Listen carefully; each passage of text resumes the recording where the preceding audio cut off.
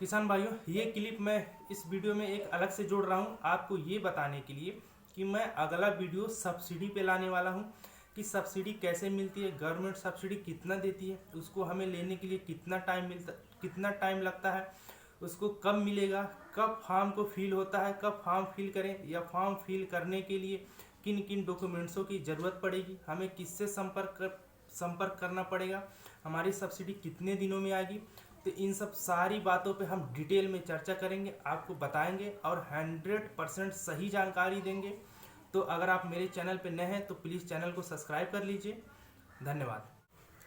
नमस्कार किसान भाइयों, कैसे हैं आप सब फिर सोच रहे होंगे कि आज फिर वही बोलेंगे, वही पुरानी बातें। चैनल पे नए हैं तो चैनल को सब्सक्राइब करिए, हमें प्यार दीजिए, वगैरह वगैरह। तो किसान भाइयों, आप निश्चिंत रहिए, आज हम वो बातें नहीं करेंगे, आज हम सीधे टॉपिक पे आते हैं। तो किसान भाइयों, इस दुनिया में जितने भी संसाधन हैं जीवित प्राणियों के यूज के लिए, अगर उनको हम टाइम से अच्छी मात्रा में और अच्छे समय पर अगर यूज करें तो हमारे लिए फ़ायदेमंद होता है, हमारे लिए एक भोजन के रूप में काम करता है। लेकिन अगर उसी को अच्छे टाइम पे अच्छे समय से अगर ना यूज करें तो हमारे लिए जहर या पॉइजन बन जाता है। जैसे कि कोरेक्स एक सिरप है खांसी की, अगर उसको हम अच्छे टाइम पे अच्छी मात्रा में सही समय पे अगर लें तो हमारे लिए दवा के रूप में काम करता है। लेकिन अगर उसी को ज़्यादा मात्रा में लें तो नशे के रूप में काम करता है, जो हमारे लिए एक पॉइजन है। जैसे कि सल्फास, अगर उसको सही जगह यूज किया जाए तो वो एक दवा है, लेकिन अगर सही जगह ना यूज किया जाए तो हम सब के लिए ये एक हार्ड पॉइजन है। तो किसान भाइयों, कुछ ऐसे लोग हैं जो मछली पालन को एकदम आसान समझते हैं।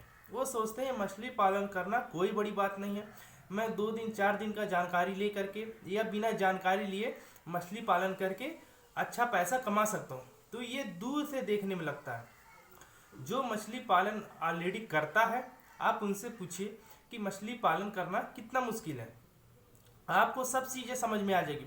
कैसे करना है, कैसे स्टॉक करना है, तालाब कैसे बनाना है, ये सब तो एक ही बार में बताने में आपको समझ में आ जाती है। लेकिन जब आप अपने तालाब में बच्चे को स्टॉक किए हैं, जब उनका ग्रोथ नहीं होता है, आपको सारे मानकों पे खरे उतरने के बाद, सारी चीज़ें आपको अच्छे से करने के बाद, अच्छे से फीडिंग कराने के बाद, उनको अच्छे से मेडिसिन हर चीज़ करने के बाद जब आपकी मछलियों का ग्रोथ नहीं होता है तो दिमाग काम करना बंद कर देता है। तो वहाँ पे नहीं समझ में आता मैंने क्या गलती की है, मेरी मछलियाँ क्यों नहीं बढ़ रही हैं। तो उनको याद आता है कि लगता है मुझ में ही कहीं ना कहीं कमी है, मुझे किसी एक्सपर्ट से या जो मछली पालन में एक्सपीरियंस है जिनको, उनसे सलाह लेना चाहिए। तो किसान भाइयों, मछली पालन इतना आसान नहीं है जितना आसान दिखता है। जिनके तालाब में मछलियाँ हैं, जैसे भी अगर उनका ग्रोथ नहीं हुआ है, आप उनसे पूछिए मछली पालन करना कितना कठिन है। वो सारे उनको मालूम ही नहीं चलता कि मेरी मछलियाँ आखिर बढ़ क्यों नहीं रही हैं, हमने क्या कमी किया, हर चीज़ तो जैसे होता है वैसे किया।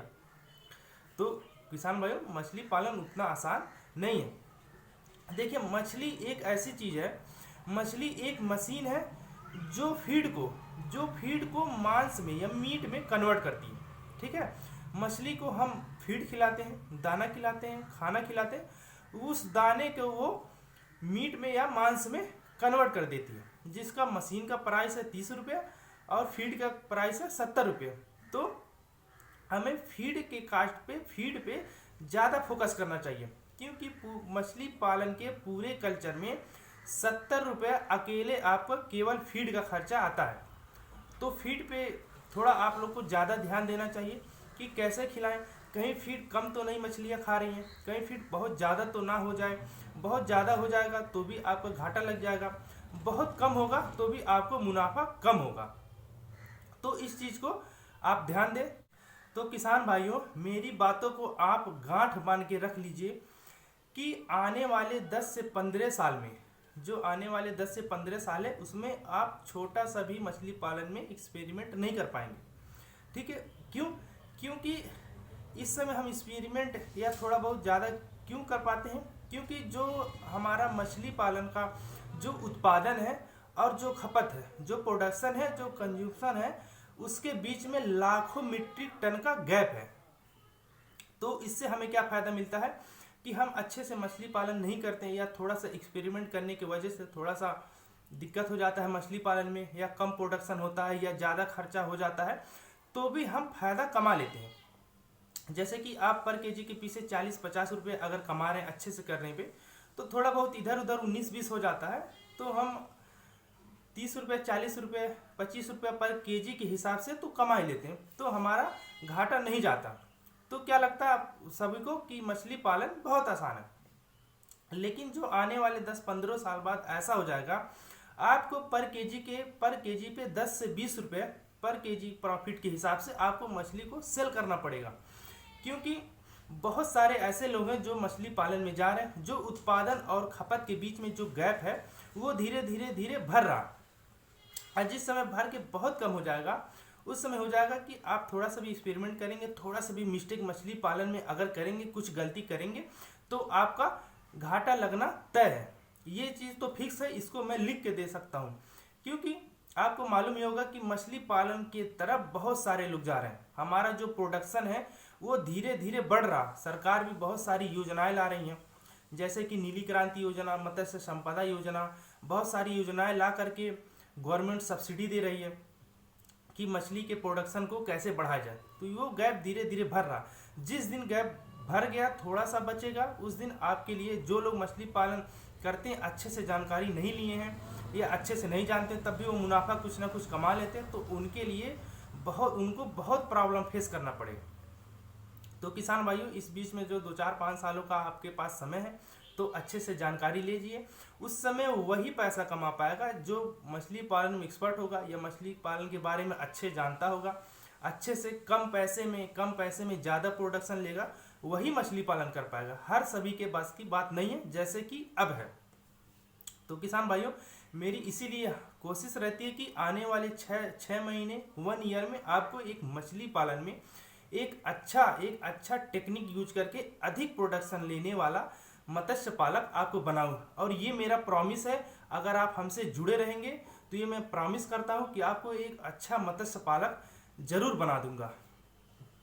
तो किसान भाइयों, आज जैसा कि हम पर डे आपके लिए एक नया वीडियो लेकर के आते हैं, तो वैसे आज भी आपके लिए एक वीडियो लेकर के आए हैं, जिसका टॉपिक है कि सरसों की खली को किस प्रकार से यूज करें कि वो मछलियों के लिए पॉइजन का काम ना करे, जहर का काम ना करे, उनके लिए एक खाद के रूप में काम करें। क्योंकि जो सरसों की खली है वो मछलियों को मारने के रूप में भी प्रयोग होता है, और मछलियों के लिए खाद के रूप में भी प्रयोग होता है। तो आइए सबसे पहले आपको बताते हैं कि कब मछलियों के मारने के लिए प्रयोग होता है। जैसे कि आपके गांव में कोई तालाब है, आप उसका पानी नहीं निकालना चाहते हैं, उसमें कुछ मांसाहारी मछलियां हैं, जैसे कि चीतल, हाइब्रिड मांगुर और सहूर, ये सब मछलियाँ, ये क्या होता है, ये मांसाहारी मछलियाँ, इसमें आप छोटे बच्चे डालेंगे तो ये उनको खाएंगी।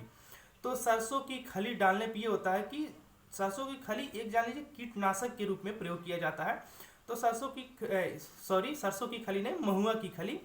तो क्या होता है, महुआ की खली उसमें डालने से जो सारी कीटनाशक होते हैं वो भी मर जाते हैं, और जो मछलियाँ होती है वो भी सुस्त होकर के मरने लगती हैं और ऊपर आकर के तैरती हैं।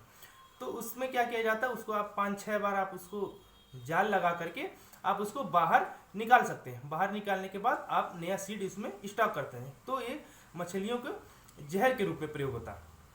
लेकिन महुआ की खली से निकाली गई मछलियों को आप खा सकते हैं, आपके लिए नुकसानदेह नहीं, आप इसको अच्छे से खा सकते हैं। ये तो होता है जहर के रूप में कब प्रयोग करते हैं, और खाद के रूप में जब कब प्रयोग करते हैं। किसान भाइयों, महुआ की खली मछलियों के लिए खाद के रूप में भी प्रयोग होता है। आप महुआ की खली 1 एकड़ में 1 से 2 कुंटल डाला तो बहुत ज़्यादा जाता है, आप गूगल भी करेंगे तो आपको बहुत ज़्यादा 2000 किलो पर हेक्टेयर बताएगा गूगल भी आपको। लेकिन आप उतना मत डालिए, 1 से 2 कुंटल यूज करिए, क्योंकि आपको गोबर और सारी चीज़ें, खाद्य चीज़ें आपको उसमें डालना है। तो आप 1 से 2 कुंटल आप उसमें छीटिए अपने तालाब में, 1 एकड़ के तालाब में, और उसको कम से कम 25 से 30 दिन तक आप उसको छोड़ दीजिए। क्योंकि आप उसके पहले अगर उसको यूज करेंगे तो आपकी मछलियां मर सकती हैं, उसमें जहर रहता है, उसका जहर खत्म होने में 20 से 30 दिन के बीच का समय लगता है। तो आप कम से कम उसको 1 महीना या 25 दिन के लिए छोड़ दें, उसके बाद उसमें बच्चे का स्टॉक करें। अगर आप उसके पहले छोड़ेंगे तो आपकी मछलियां मर सकती हैं। तो आप हमारे ऊपर क्लेम मत करिएगा कि आपने सर ऐसा बताया या हमने उसी तरह से किया तो मेरी मछलियां मर गई। तो कम से कम आप 20 से 25 दिन के लिए छोड़ दीजिए।